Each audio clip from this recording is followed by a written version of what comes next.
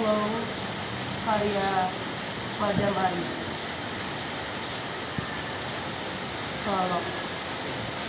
Ia hanya seorang anak perempuan kecil berambut kuncir dua yang merasa bahagia karena memiliki seorang ayah yang mencintainya.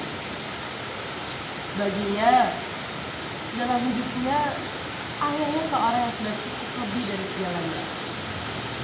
Ayahnya selalu membawa kehangatan seperti cahaya matahari yang masuk melalui jendela pada bulan April.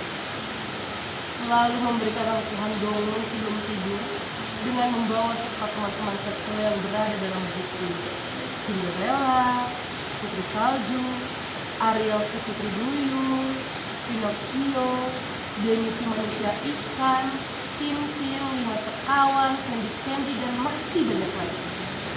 Baginya, semua temannya itu nyata. Atau kadang, dia yang merasa berada dalam buku itu. Dia belajar memasak dari ayahnya, belajar mengunci rambut dari ayahnya. Dia juga menanyakan PR matematika yang sulit pada ayahnya. Baginya sekali lagi, ayahnya adalah segala-galanya. Dia tidak suka bermain. Biarpun bermain, hanya untuk sekedar membunuh waktu sambil menunggu ayahnya pulang. Saat itu, dia tidak tahu kalau ayahnya tidak kekal. Meskipun cintanya abadi, dia sempat bertanya, "Ayah, apakah kita akan terus bersama saat umurku seperti ayah?" Ayahnya hanya tersenyum dan mengajaknya berbaring di rumput halaman sambil memandang awan. "Kalau nanti ayah tidak ada, kamu bisa melihat ayah ada di atas langit. Kalau langit siang terang, berarti ayah sedang pergi kerja. Kalau langit sore, ayah sedang baca koran. Kalau langit malam, kau sudah tahu, ayah sedang peluk kamu meskipun ayah tidak kelihatan." Dia percaya kata-kata ayahnya dan menyimpan kata-kata itu dalam ingatannya. Sampai suatu siang ketika dia pulang sekolah, dilihat ayahnya tidur, tapi tidak bisa dibangunkan. Ayahnya seperti tersenyum memandang dengan mata terpejam. Dia mengira ayahnya sedang bekerja, sehingga dia kegirangan mengguncang bahu ayahnya sambil merajuk mengajak bermain layang-layang dan menangkap katak. Tapi orang-orang dewasa yang banyak berdatangan itu melarangnya untuk membangunkan ayahnya. "Biarkan ayahmu tidur tenang, nak. Ayahmu sudah pergi." Ayahnya lalu dibawa pergi dan setelah itu ia tak tahu kapan akan pulang. Tunggu. Saat itu tidak ada kesedihan yang paling mendalam selain kesedihan yang tidak bisa ditangiskan.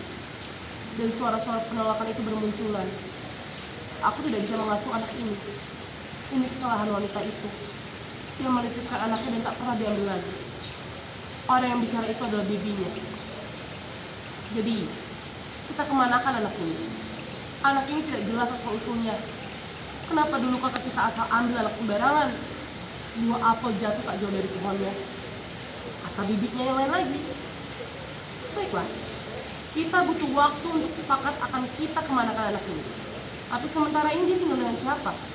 Takdir anak ini buruk sekali sejak dilahirkan. Aku tidak mau keluarga gue tertular." Bibi yang pertama menolaknya.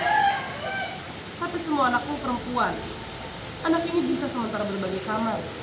Bibi yang kedua pun mendesak. "Justru karena semua anakku perempuan, aku ini pasti membawa bakat ibunya. Bahaya bagi anak-anakku." Mereka bersih tegang. Dia mendengar pertikaian itu sambil menatap melihat ayahnya yang sedang membaca koran. Lalu, waktu kemudian menggandeng usianya. Dia tumbuh besar, tapi dia tetap merasa tidak pernah ditinggalkan. Selama ada awan di langit, baginya ayahnya tetap ada. "Ayah, mengapa kau mencintaiku begitu besarnya? Semua orang kecualimu, tidak ada yang mencintaiku sepertimu lagi. Apakah kau malaikat yang dikirim Tuhan menemaniku bermain semua permainan?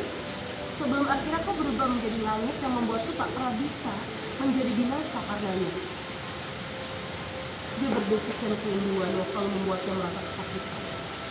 Di tangannya hanya ada sekeranjang buah jepun untuk nisan tanpa nama yang meludah abadi kenangan.